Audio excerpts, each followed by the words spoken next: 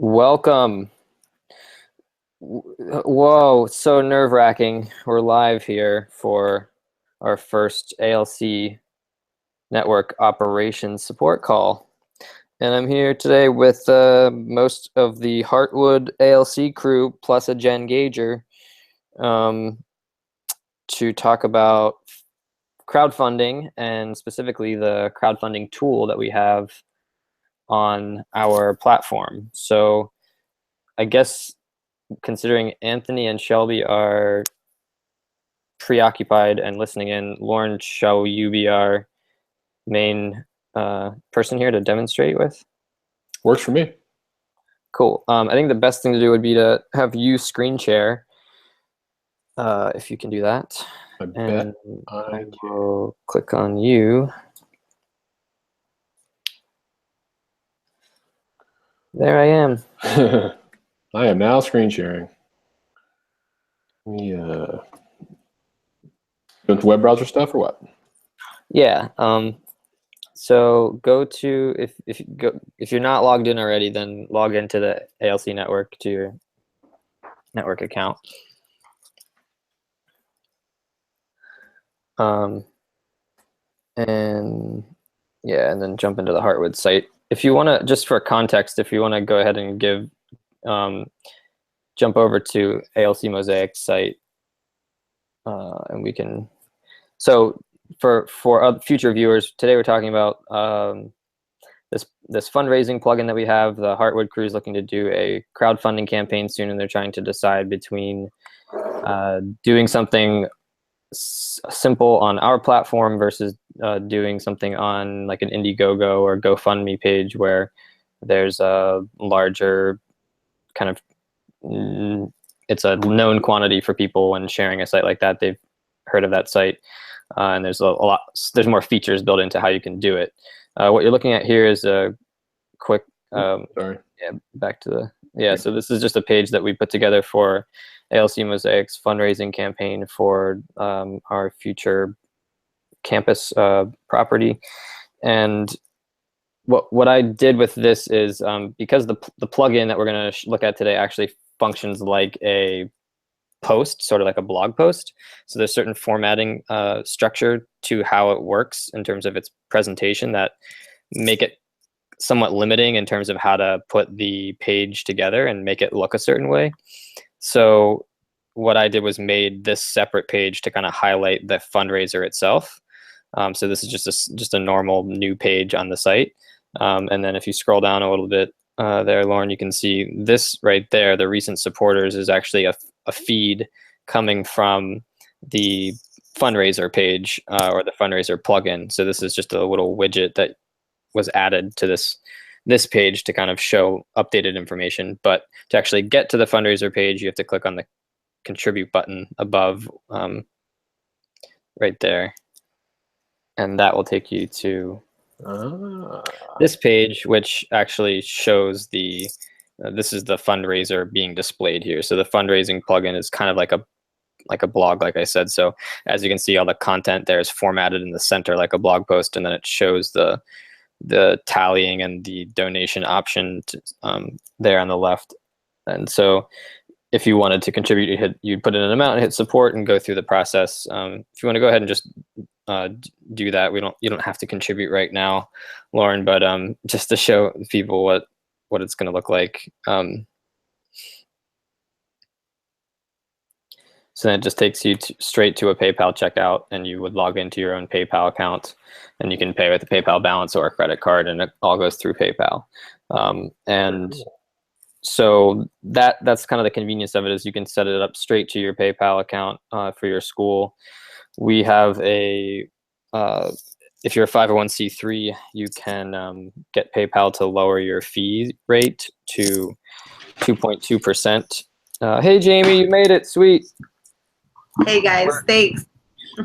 I'm chugging through the first topic, and then we'll get to yours as soon as I get through this one with the Heartwood crew. So it integrates with PayPal. If you can get your PayPal rate lowered to 2.2% plus 30 cents per transaction, then it's pretty good rate considering most other platforms like Indiegogo or GoFundMe or whatever are usually around 5 or 6%, depending on how you structure the campaign and all that. So you can save a considerable amount of money doing it this way. All right, so why don't you head over to the Heartwood site, and then this is the back end of the Heartwood site that we're looking at. The dashboard on the left. If you go scroll down to plugins. Am I not seeing it? I might not have access. I think it's a super admin only thing. Okay, so never mind. I'm gonna screen share then. Actually, so yeah, so I can show how to install the plugin, but if it's actually a super admin thing, then I'll screen share, but it won't really be super helpful until we either change that setting or not. People will just have to request access to this plugin, and then we could go from there. So I'll show you quickly. Where am I at? Can you guys see me on my screen now? I do. You see me? Okay.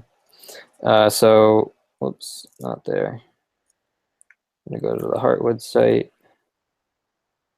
.com redirects to .org. That's nice. Okay, so we're on the dashboard of the Heartwood site, and since I have a super admin privilege, I guess that's what's going on here. I can go to plugins on the left, and it's going to show me a list of plugins that we have access to that are either installed across the network or installed in certain places. This plugin is called Fundraiser. Fundraising. So I'm going to, from the school site, I would activate it here. There's also an update, which we don't have access to right now until we update the WMP whatever suite of plugins. So I'm not ready to update the plugin, but it's now activated, which means I can see it over here in fundraising. So now, Lauren, why don't you refresh your page and see if you can access it. I do now see a fundraising tab on the left side of my page. Great. So can you go back to having you screen share? Let's do it.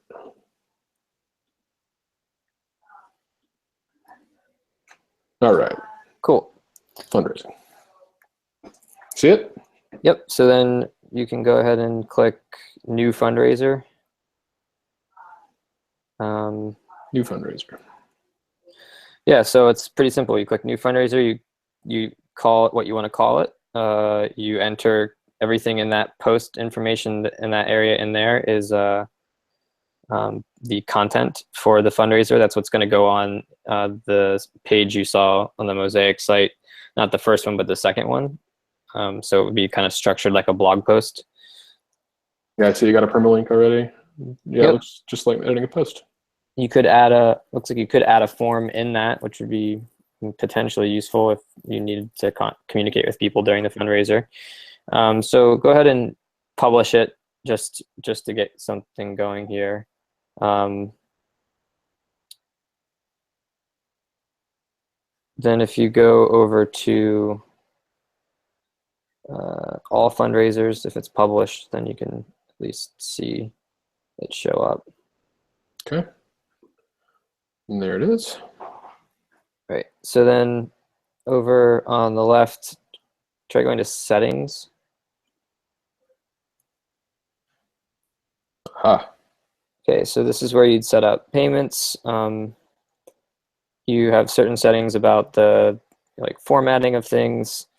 You can do either simple donations or advanced crowdfunding. If you want to, I believe, advanced crowdfunding has it sort of act like a Kickstarter where they don't authorize the payments unless you reach your goal. And then you can do manual and PayPal. So if selecting manual means that you can go in and add pledges that will count to the tally, which is useful if you're doing a campaign and some people are going to send you checks. Neat. And Yeah, so then there's what you fill in information. It's all really like self-explanatory here. That's information for after a donation is made.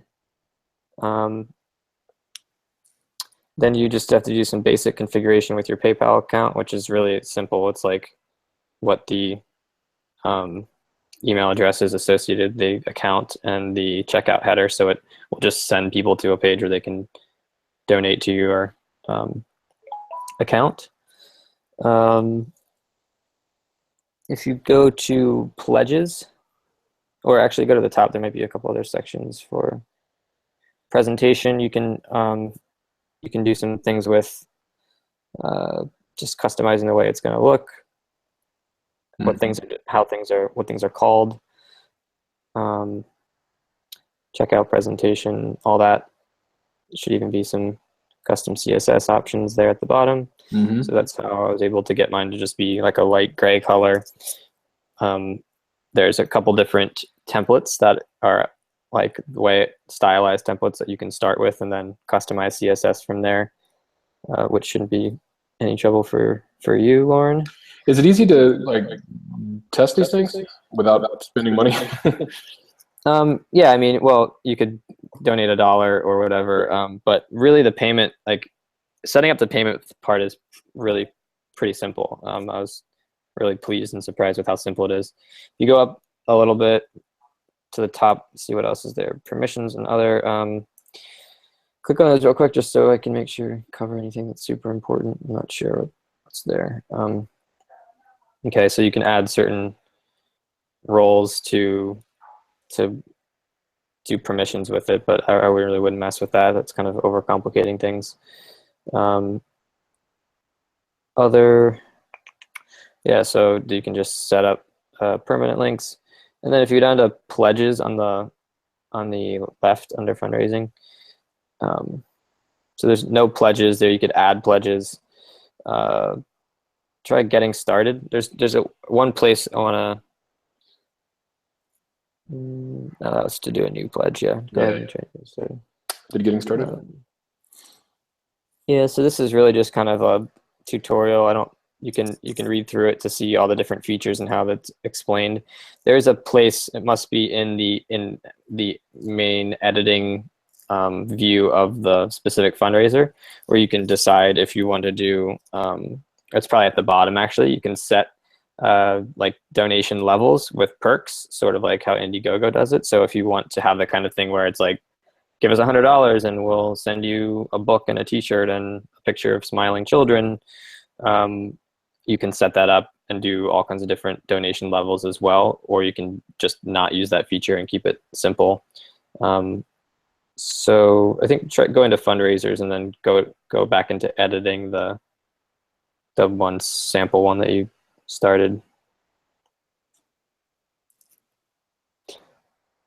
Yeah, so on the right, you can decide if you want to allow recurring donations or not. So that's when people set it up, they can decide if they, like, it'll prompt them to see if they want to make it a recurring donation. Typically for a campaign, you wouldn't do that, but you certainly could have a fundraiser on your site ongoing and allow that. Fundraising type, you can activate advanced crowdfunding here. Okay, so if you click that, then it would give you the option of yeah, that's this again. Oh, okay. Yeah, so it's down there where you can go into the longer form version where you have perks and things like that. It looks like there I can set PayPal to sandbox if I want to play with it. Gotcha. Cool. So for anyone that has familiarity using the platform, and I think you need some to be able to manage something like this ongoing, you probably would need just as much computer skills to set up an Indiegogo as it would be to configure and use this plugin, I would imagine. It's pretty simple and pretty straightforward, and can kind of make the same thing. I mean, I think where we're at with crowdfunding, my personal opinion is like, it's the value of it is that people can give little amounts and contribute towards a goal, and basically seeing the goal and seeing it creep up is like and having that displayed and having it easy for people to make payments, I think are the two key points. And beyond that, like regardless of the platform, it's about how well you share the campaign and the story you tell and the networks that you get it out to.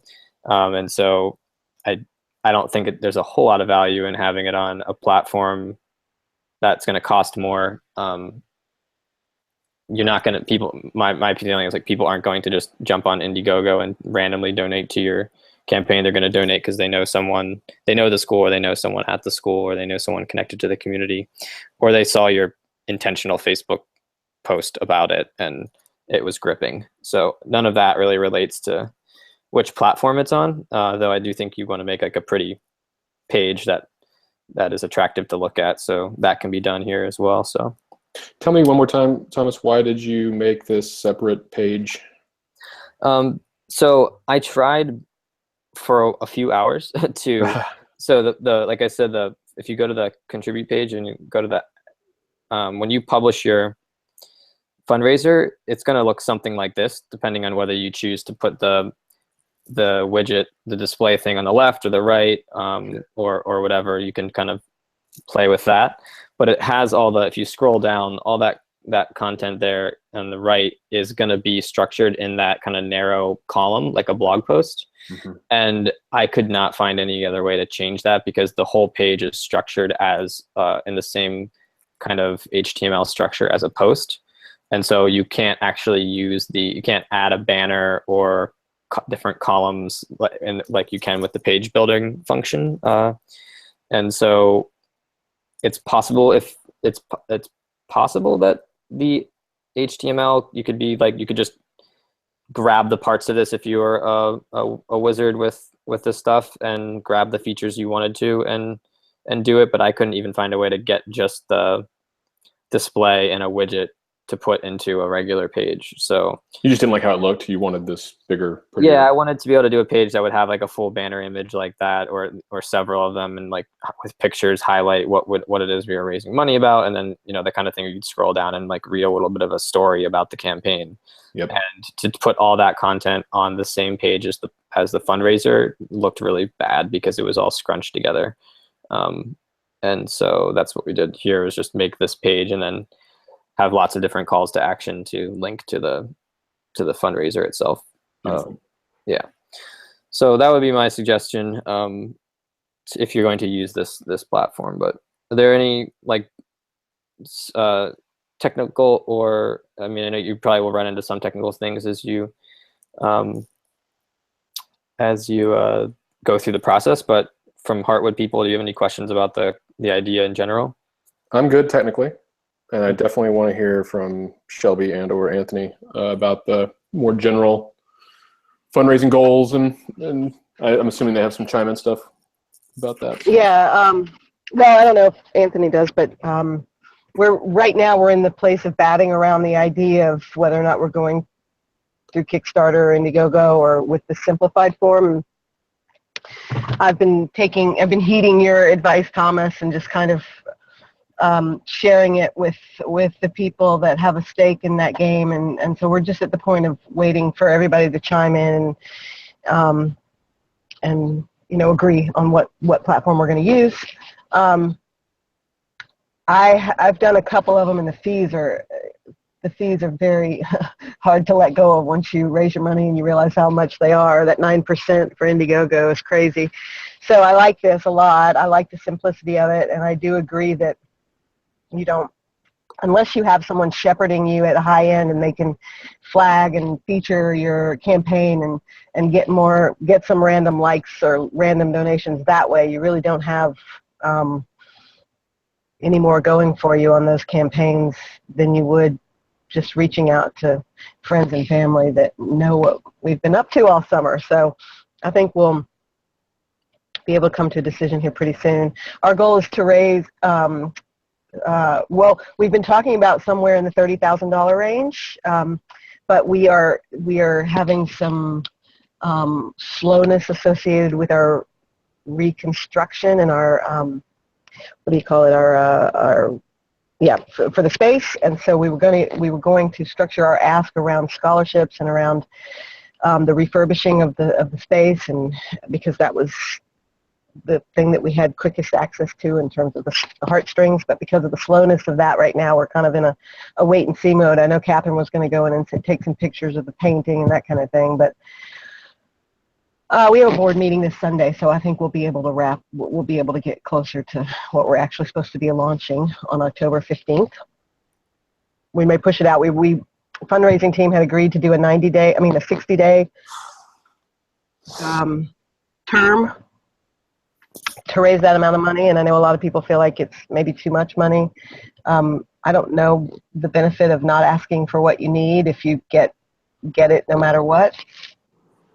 So that may be one of my questions. Okay. So yeah, this is intersecting with a bunch of different realms and topics and finance and budgets and enrollment and all that stuff. So certain questions come up for me around that as it intersects your fundraising goals. But I'm gonna keep the topic kind of limited for this space for right now. Since there's probably a million other people, and considering how large the Heartwood team is, that would need to be consulted on those questions. So, is there anything for you, Anthony, in terms of where the conversation's at right now? No. From what I did hear, it seems like the fundraising thing is pretty simple and easy to do now that the plugin's activated. I trust that Lauren has got that covered as well. Yep. I believe that this platform and being able to tell our story via the website is probably the better way to do it, the way even how you communicate it with versus all those other platforms. So I'm great. Okay, cool.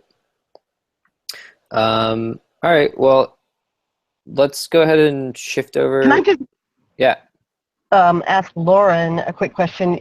So we started, you remember the other week when we started this conversation about the different platforms, and or have you had any new thoughts since then, or what are you feeling like about this and this particular platform? Yeah, no, I like this a lot because of the simplicity. So yeah, I kind of got out of sorts, because all I really saw, first I saw it was an ask of like, let's compare crowdfunding platforms. And I'm like, heck yeah, I know all about that stuff from my board game experience. And Anthony kind of shut me down like, nope, we're not doing this, we're not doing that, we're not doing the other thing. He was like, oh, I had the totally wrong impression of what we were doing here. And now that I've kind of refocused, I just like how simple this is. I'm kind of with you, Shelby, on the question because I agree with you. I don't know why we would ask for less than $30K if that's what we're thinking we need and can use and can make a story and can craft a authentic story about needing it.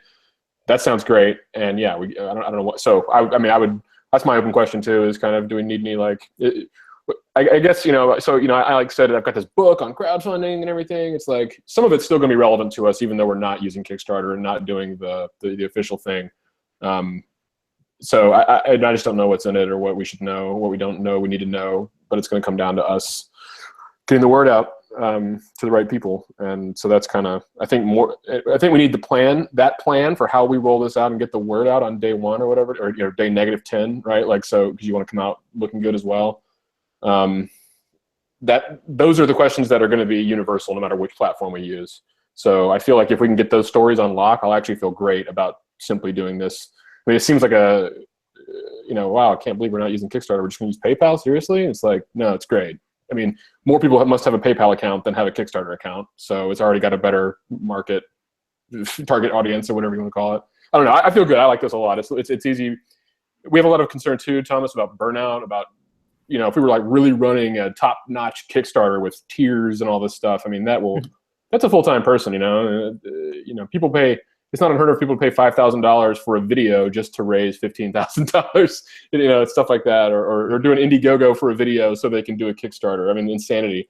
Like that's where that world is at right now. And that's unrealistic for us. That's easily unrealistic for us. So.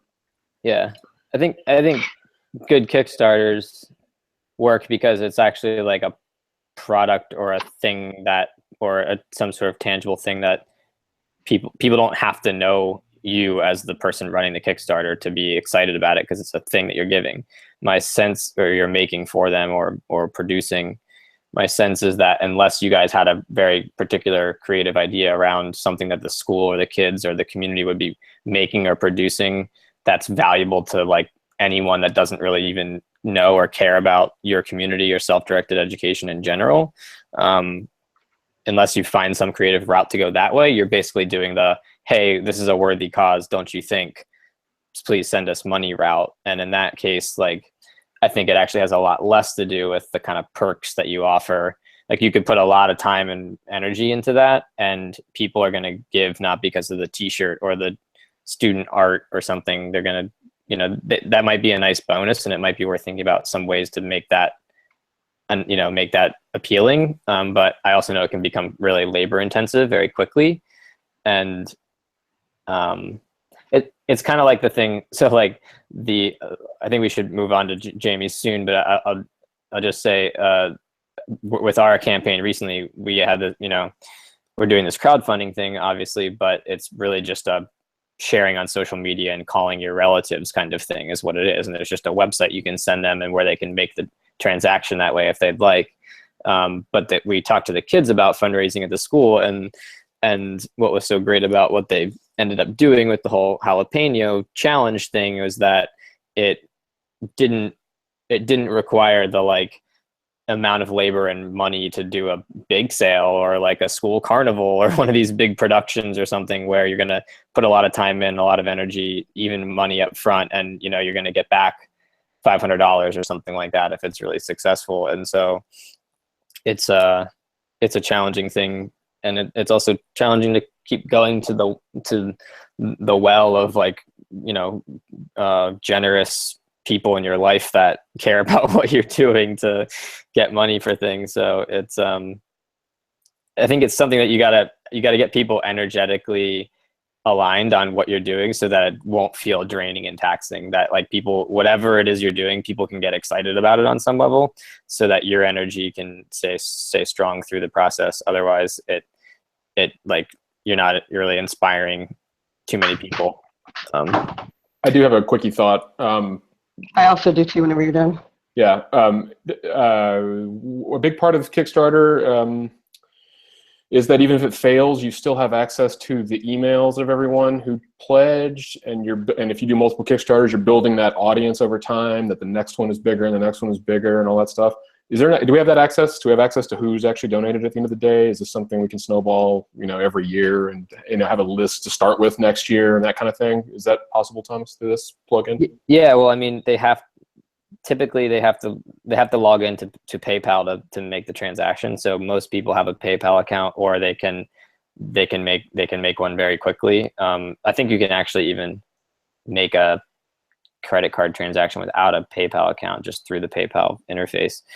So yeah, we've actually gotten email addresses from everyone that have given, except people that hand you a check. Then typically you know who that person is, so you can get contact info for them. But yeah, it works pretty much the same way because of the PayPal interface. So that makes me think that an important part of what we do here will be that like post-campaign follow-up and like keeping that, you know, empowering that connection. Like it's the most intimate thing someone can do to give you money.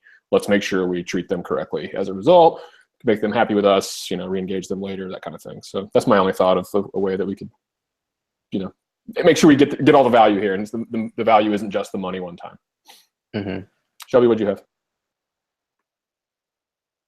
I have two questions. One you can answer if you have an answer, and the other one is maybe something for just people to respond back to if they have something they want to contribute. Just because I was going to say what more specifically about what and why we're fundraising around the specific thing we're fundraising for, why we made that decision. And I'll start with that because I forgot what the other one was already. We decided to raise money for scholarships and for our space renovation because we felt like it was the most flexible in terms of how we could use the money. We also need a playground and a couple of other things where the money would have to be dedicated to that thing, and there would be no flexibility on, you know, we really need to be able to use the money to pay a second staff person right now and substitute teachers and that kind of thing.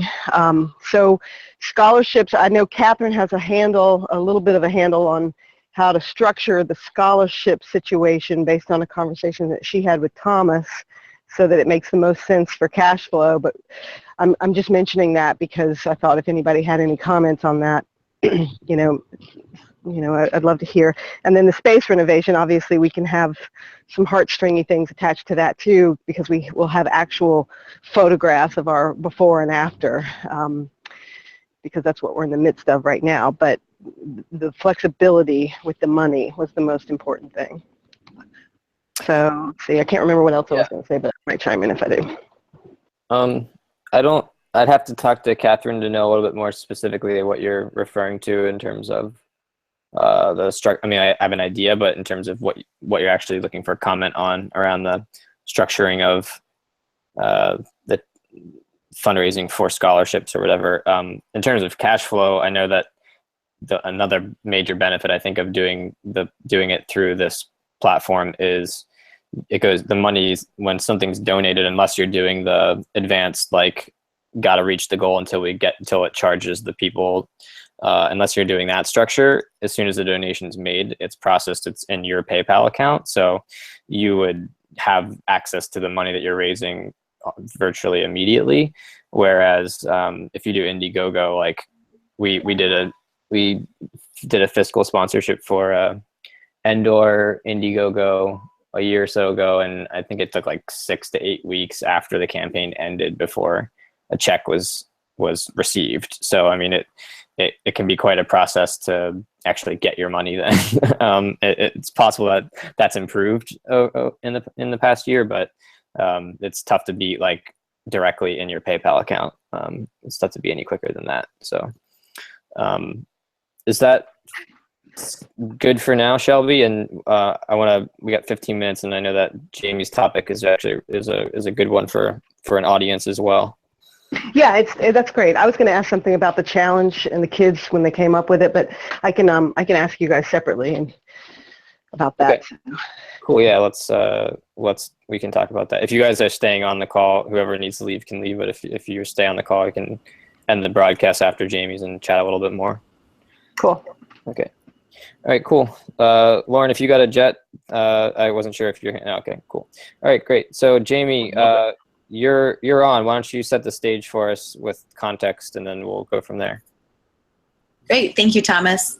Context is I'm needing to defend or explain our school in more depth to a judge on Tuesday morning, and he'll determine whether my 12-year-old can continue to go to ALC or not.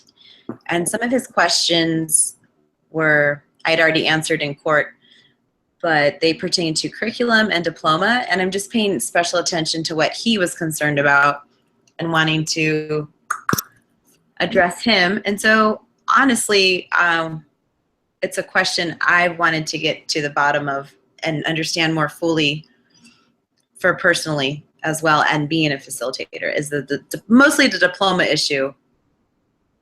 Not as much the curriculum, but the diploma seems to be a stickler for some people. Gotcha. There we go. Can you remind me which state we're talking about? I'm almost sure that I know, but. Talking about Colorado. Okay, good. Pretty great private homeschool laws. So we have the law working for us here. And I'm a certified teacher in 2 different states, and so there's that whole thing. He's getting like a private education. Yeah. Anyway. So. In their mind to see it, yeah. Jamie, when you're talking about what's the current status of the ALC that we're talking about here in terms of its legal, like how is it organized legally and all that kind of stuff? Homeschool. It's families, 3 founding families, and each of us have 1 student in the school. So only 3 students, and it's in a home,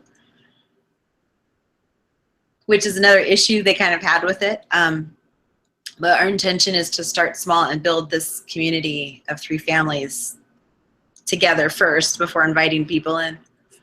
And it's still has a name, which we haven't moved forward. It's not going to be nonprofit necessarily anytime soon. So Mhm. legal status So- is Yeah, so all the students are homeschooled, and there's not actually a legal entity yet for the ALC. It's basically an informal collective of homeschoolers. So in a sense, I think to a judge, you're not really even talking about ALC or a school so much. And you could mention, I mean, really what you're saying is my son's homeschooled and he's part of a homeschool collective that's using, these particular tools and practices from this network, and lean on the ALC name as much as it's useful for adding some whatever credibility it could bring, what you're doing as a collective. But from a legal standpoint, your son's homeschooled, and that's perfectly legal. And in terms of diplomas, I put in the chat, every state has different processes for this, but I think you mentioned when you originally brought this up, the GED. So in the chat, I put a link to a document from the Colorado Department of Education saying they're actually one of the first states to adopt the two newer GED alternatives. So as a homeschooler, you can take the GED, or you can take the TASC or whatever it is, and one other test, and all are considered state-approved high school equivalents. And so I think, I don't know for sure because I've never homeschooled in Colorado, but I imagine that that's probably the route most homeschoolers take, unless there is, and maybe Jen's already figured this out because she's a wizard, unless there is a way to be your own school as a homeschooler, because in some states, you can issue a diploma as a homeschooling parent to your kid. So there's the homeschool law link. She just sent it there. But basically, you just want to familiarize yourself with what it means legally to be a homeschooler in Colorado, and maybe dig up some statistics about how homeschooling's been on the rise nationally and how much it's been on the rise in Colorado. I imagine it's risen at least some. But there's a whole bunch of there's a whole lot of legitimacy around homeschooling. So I think you just kind of want to lean on that. And some people in your position are going to ask this question from how does that work for college and blah, blah, blah.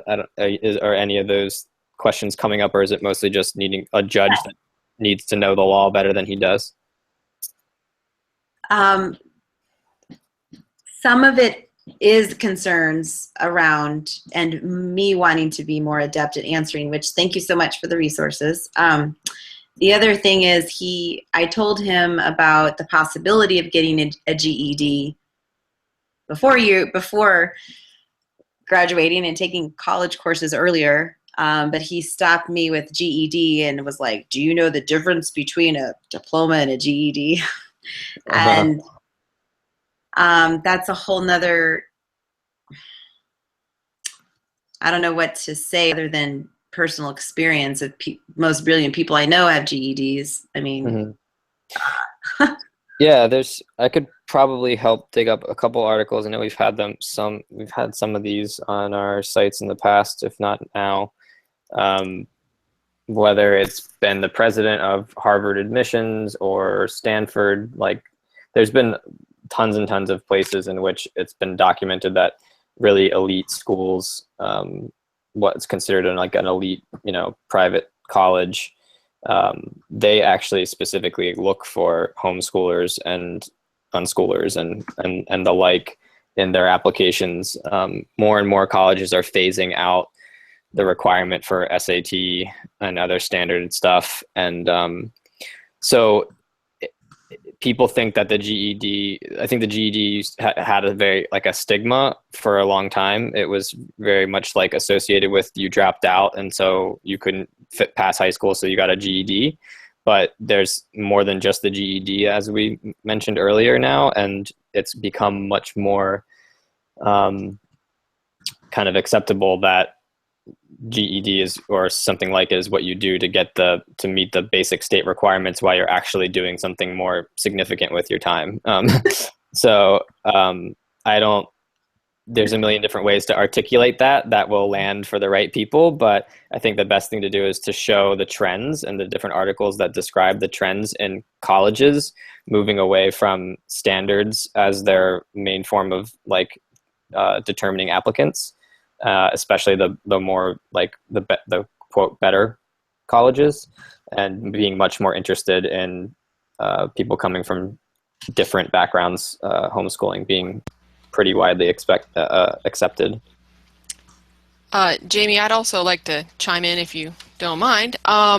So in Colorado, the homeschooling law, they're pretty deregulated in terms of what, like they stay out of the homeschooler life, more or less.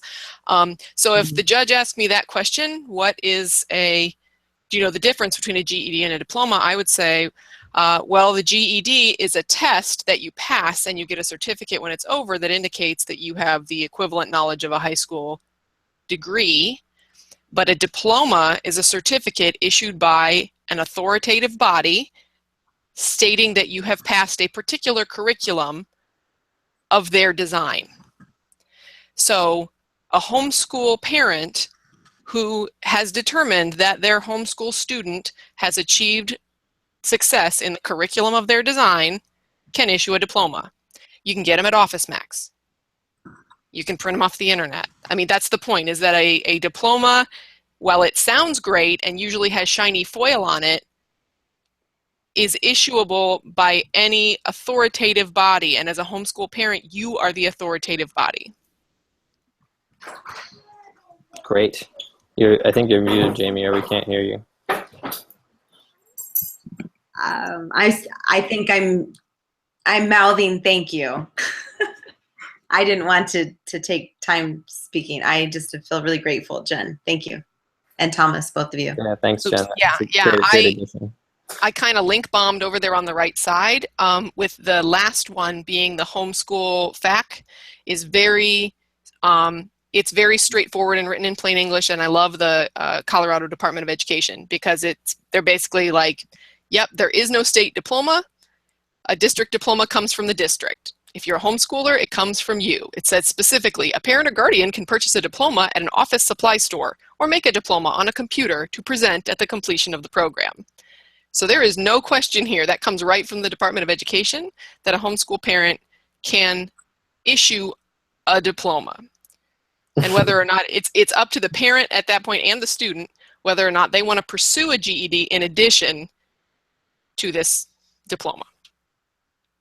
Bravo. I feel I used to know these things at one point, but I just appreciate the way you're being very clear. My mind's got a lot on it. And this has helped me. Thank you. Yeah, awesome. It's actually a little, it's sort of flipped from what you would expect. If objectively, I would argue that the GED is probably more difficult to obtain because it requires an actual test that you actually have to pass. A diploma is just a piece of paper that says you were there. And yet, we have this concern, as Thomas was articulating, about the GED somehow being less than or something like that, But in some ways, the GED requiring an actual sit down number 2 pencil action maybe a little, it's more troublesome, it's more difficult. Than going down to your local Office Depot store, picking up a diploma. Yeah, right. But I would use that. Yeah, thanks, Jen, for sharing that particular page and articulating that. That can give you a major sense of confidence and authority, and I would use that to, emphasize that you're as a parent, you would be the one taking the most concern and care and interest in your child's education, and so who better to ordain or issue their diploma than you, and that's what you'll be doing, that's what you are doing and will continue to be doing. So it's not like, oh, look, any old schmuck can just go to office. I mean, that's kind of one way to interpret it, but I think in talking to a judge, you want to emphasize you're not any old schmuck, you're this person's mother. So obviously you care what the diploma means, but to Jen's point, there's actually more hoop jumping that takes place for getting the GED. Right. Yep. If you wanted to get even a little bit more in depth, you could. The very first link I posted was to non-public law, and you are not a non-public school. You are a homeschooler. However, there is a list there, it's under number 5, of the curriculum required of a non-public school. Now, this is very, it's like subject-based. It's like communication skills, speaking, mathematics. So if you wanted to be very explicit about how qualified your diploma is, then this would be information that I would use to say, these are the skills and subjects covered, just like a non-public school covers, and this person is certified to have achieved in these areas. And that's why, so again, this is like, you don't just give this to anybody, you don't just print it out for no reason. This is a student who has achieved in these subjects that are mandated by the state of Colorado as vital for all non-public students. And because he's done all this, or she's done all this, we can issue this diploma. I'm noticing a sequential program of instruction. I didn't notice this before. There's only 3 things it requires. One of them is that we know how to fold the flag. But this first one, I just noticed right now, requires that a sequential program of instruction be provided. I mean, yeah, that might set some red flags off in your head, but there's probably, I bet, no more information than that. And so how... Well, one more sentence that says, such program shall include 2, communication skills of reading, writing, speaking, mathematics, history, civics, literature, and science. And then I think about, what do they mean by sequential program? And is it sequential because the student designs their own learning program and they made it sequential for themselves? That seems sequential to me. Yeah, it happened in order. They do a similar thing in New York, Jamie, where they basically say, like, look, if you're a non-public school, okay, like, great, you can do what you want, but what you do should be similar to what we do in public schools, which is this, and this. And so it really depends a lot on, like, first of all, I don't think that there's actual much oversight over that. And then if there is, it's like it help getting someone in that position or in that conversation that understands the non-linear or conveyor belt approach to learning that self-directed learning is about. So I think that from where you're at, like, you're in good shape, and if you do move towards becoming an official non-public school, you probably won't have to really do too much to defend your position related to that definition. I wouldn't spend much time on it unless it's been clearly communicated to you that you will. And I believe there's a million creative ways to do that from there then once you're crossing that bridge, but I wouldn't let it stop you or slow you down at this point. Great. Thank you so much. Do you have anything else, Jen, on this? Nope, I love the fine print. That's it. Cool. All right, great. So that I'll make some notes in the cards about what the call covered. I'm going to go ahead and end the live broadcast, and then I'll stay on and chat a little bit with Anthony. And yeah, so thanks everyone for the first support operations call. Peace out. Thank you.